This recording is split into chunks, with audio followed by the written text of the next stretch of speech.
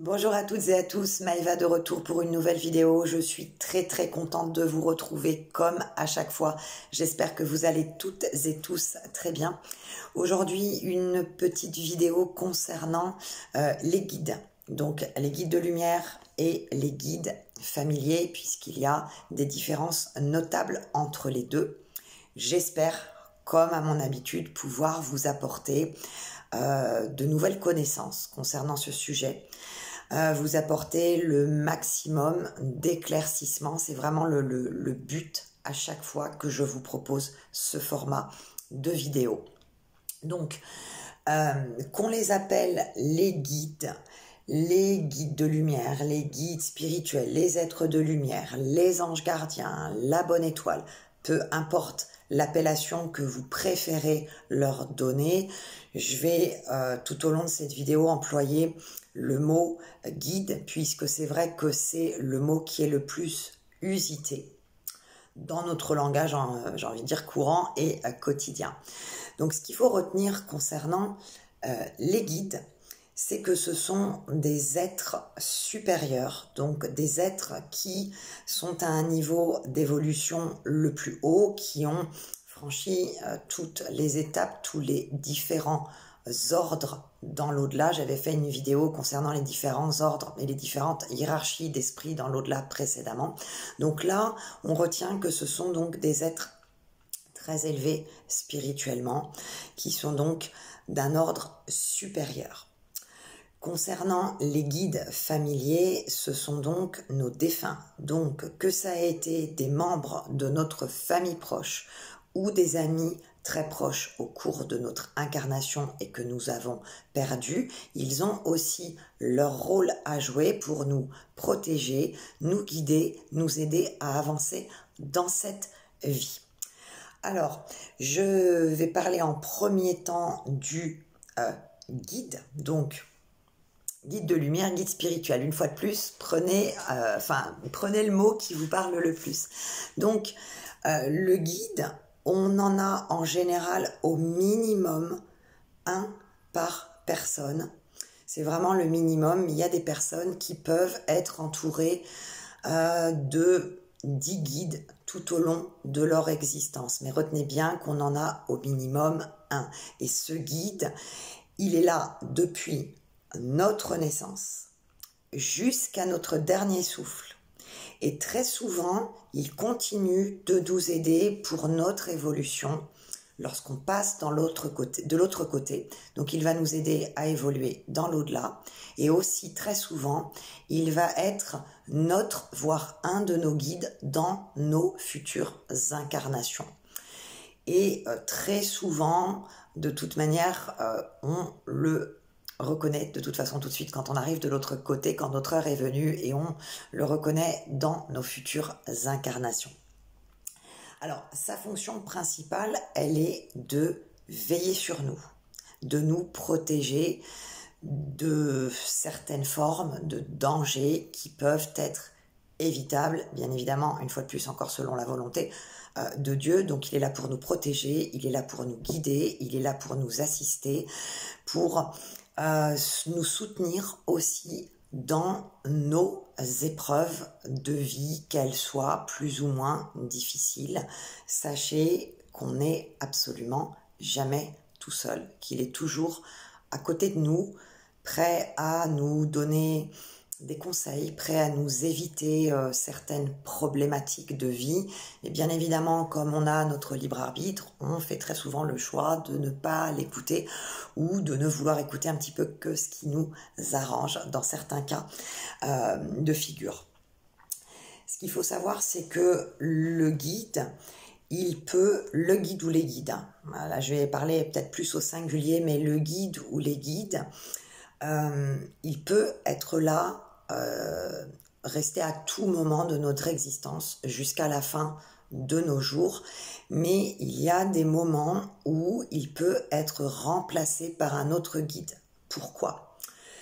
Parce que tout simplement, il a pu être là pour des moments très importants de notre vie, donc qui peuvent s'échelonner sur plusieurs années, voire plusieurs décennies, parce que nous avons eu des épreuves importantes à affronter, nous avons eu des choses à comprendre. Donc sa mission a été vraiment de nous accompagner sur des périodes de vie importantes et nécessaires en fait à notre évolution personnelle et spirituelle, à nous aider à affronter les épreuves, à réellement les surmonter. Donc ce qu'il faut bien retenir, c'est qu'il était là pour des événements bien précis, pour une situation bien précise, pour un apprentissage qui a permis une élévation de notre conscience. Le moment où il va être remplacé par un autre guide, il y a certaines personnes, alors nous médiums, on a la conscience, on a la sensation effectivement qu'on a perdu, c'est comme si en fait on avait perdu, pour le coup, un membre de la famille, un ami très très très proche. Donc on peut pendant ces moments-là ressentir une certaine mélancolie. On peut être très ému effectivement de son départ, parce qu'il nous a accompagnés des fois depuis notre naissance jusqu'à un certain âge. C'est celui qui a vraiment été notre référent, donc quand il nous quitte, on peut avoir effectivement cette tristesse, comme si on perdait vraiment quelqu'un de la famille, vraiment quelqu'un de très proche.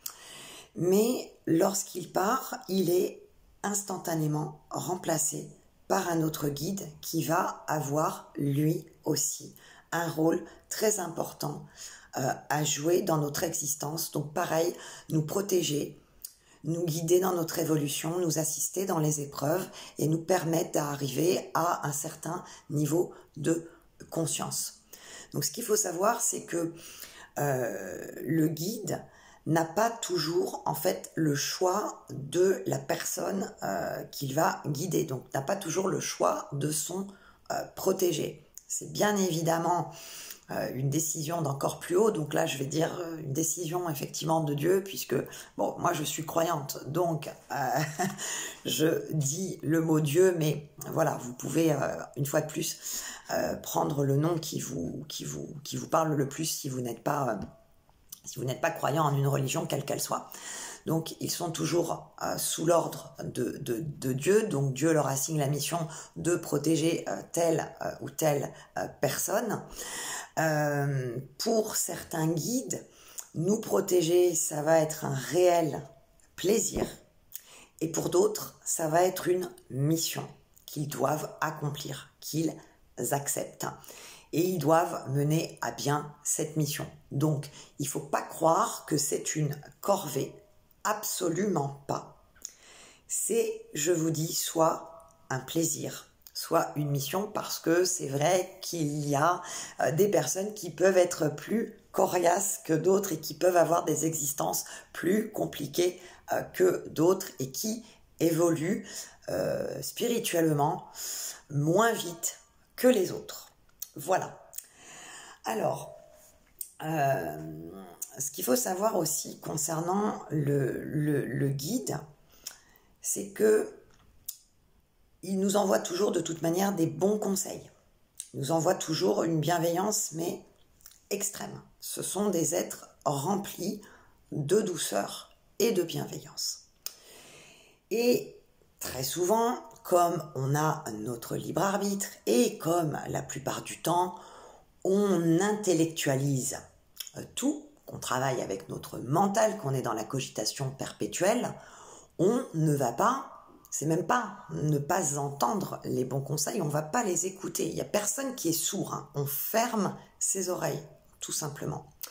Donc, il y a des moments où le guide, il est un peu contrarié, si c'est le mot c'est le mot qui me vient là, puisqu'ils n'ont plus toutes les émotions terrestres que nous humains on peut ressentir, mais effectivement il va être un petit peu triste et un petit peu contrarié que l'on ne veuille pas écouter ses conseils dans les situations difficiles, dans certaines problématiques de vie.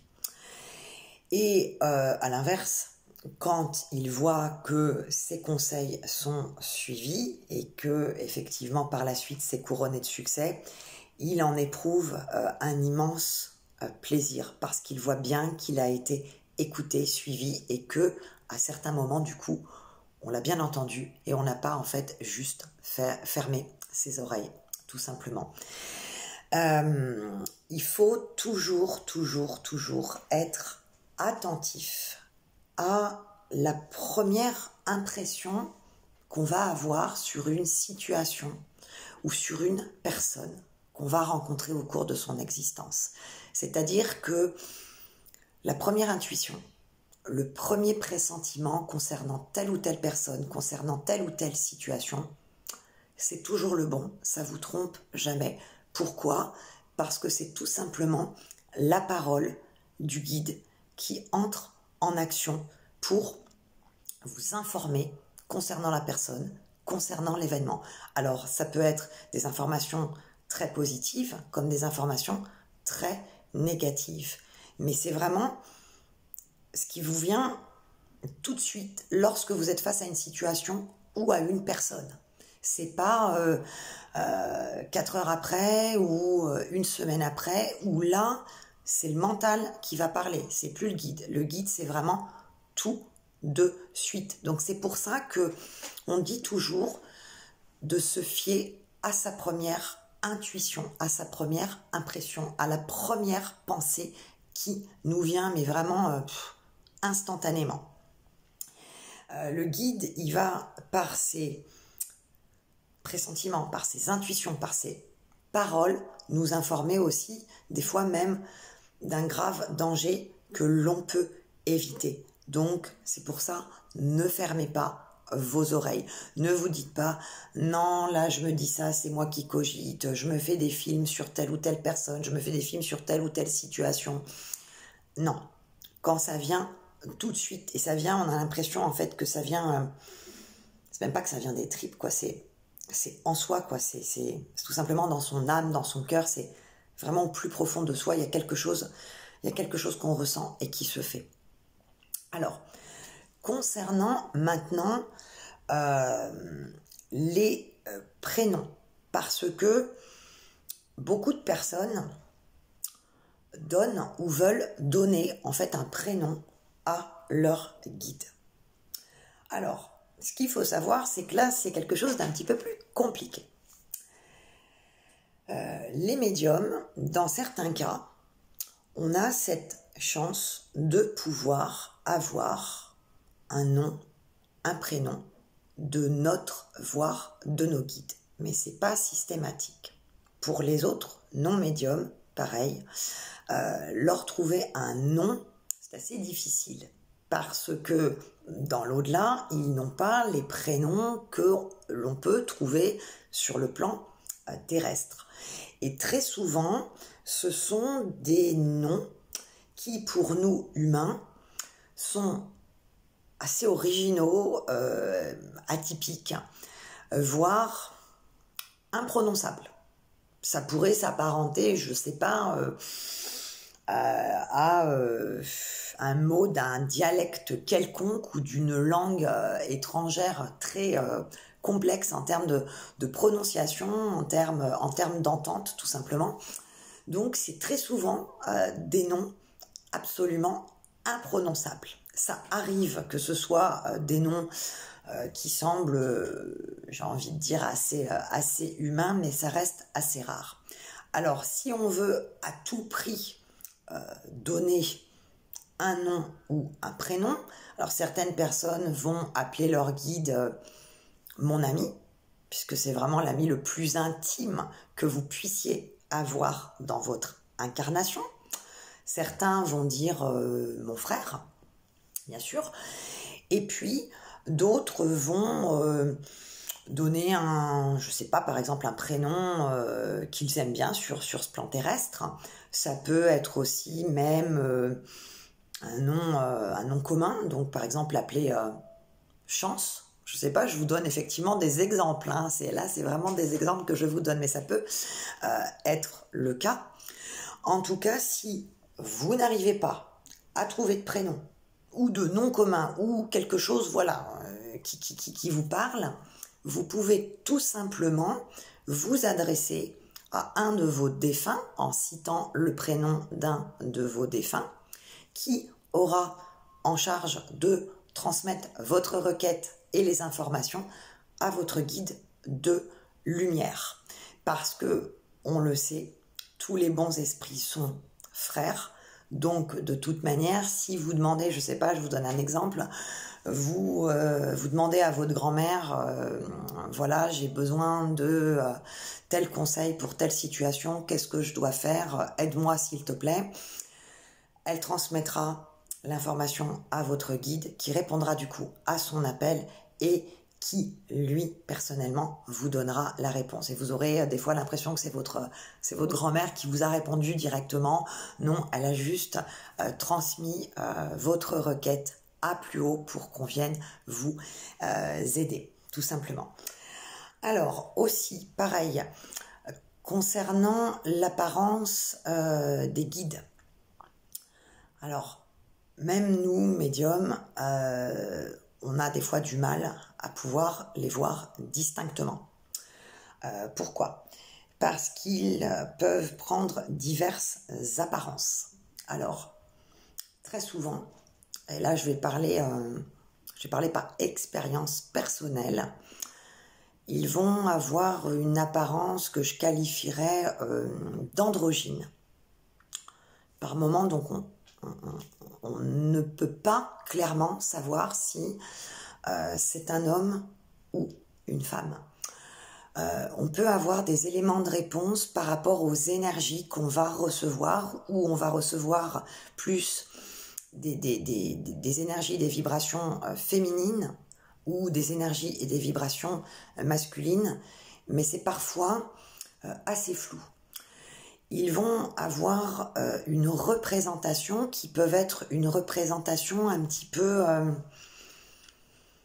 humaine, physiquement. Donc on peut les voir habillés avec, j'ai envie de dire, certains même vêtements un peu classiques que l'on pourrait trouver chez des individus sur le plan terrestre.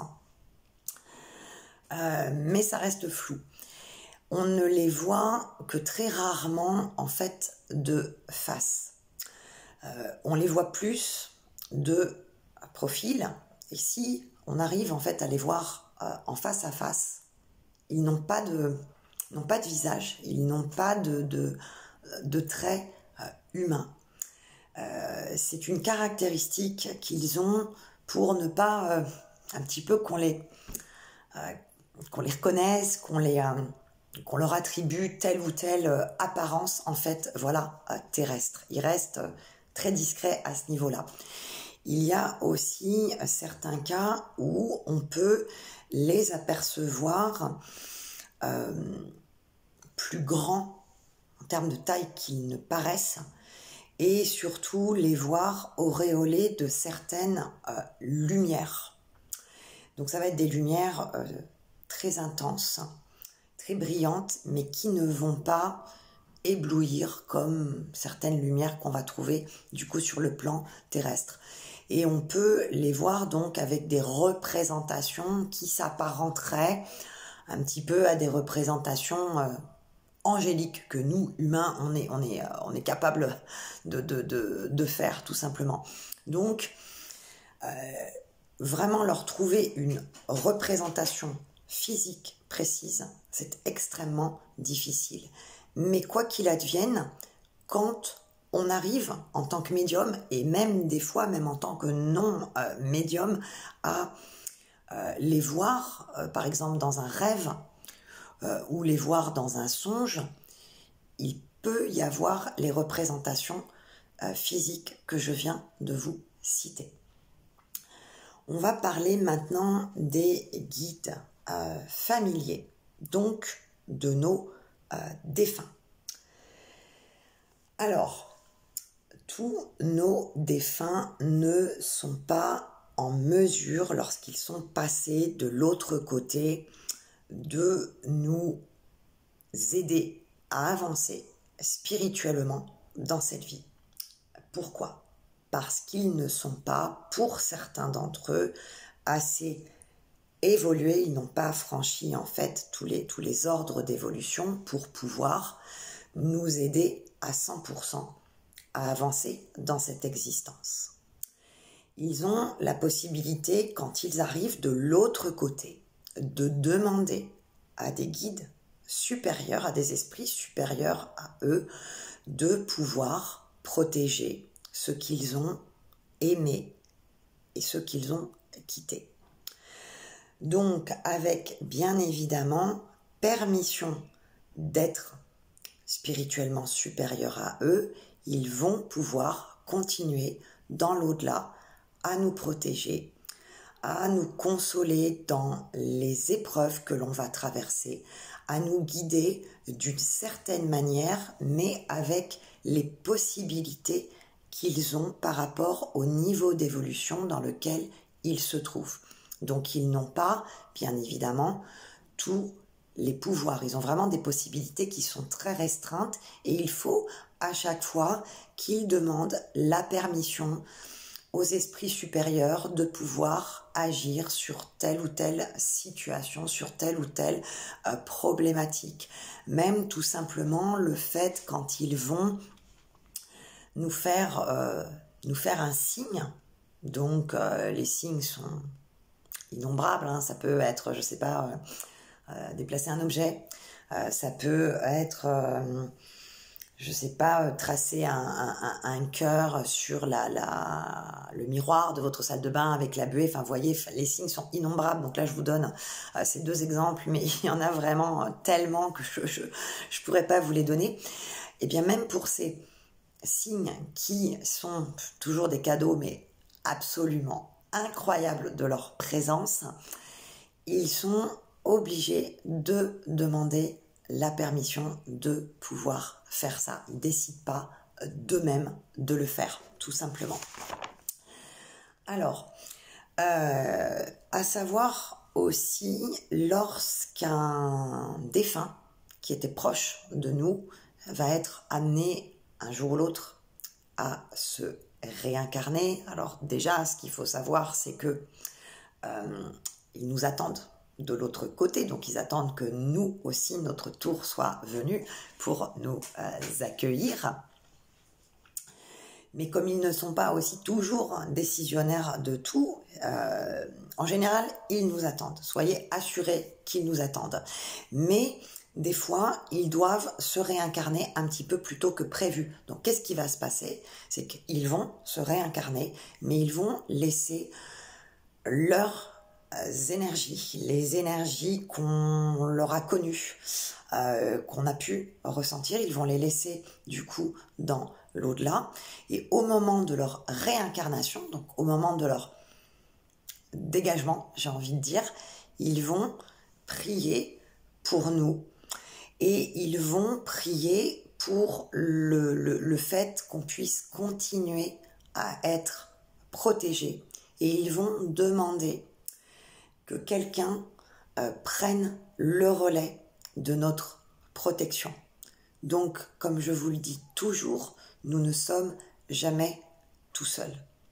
Il y a toujours quelqu'un, que ce soit un guide de lumière qui prenne le relais d'un autre, comme un de nos défunts. On n'est jamais seul. Donc, retenez effectivement toujours bien ça. Alors, un autre point aussi sur lequel je voudrais apporter un petit élément de réponse. Il arrive dans de très rares cas, donc je le mentionne quand même, mais ça reste très rare, que le guide s'incarne sur ce plan terrestre pour être mieux à même de nous protéger, de nous guider sur notre chemin spirituel, sur notre évolution de conscience, dans nos épreuves. Ça arrive dans de très rares cas qu'ils prennent du coup une apparence totalement humaine. Mais c'est tellement rare qu'en règle générale, ils préfèrent faire s'incarner une autre personne sur le plan terrestre, une personne qui sera plus à même, humainement aussi parlant, de nous guider, de nous faire avancer.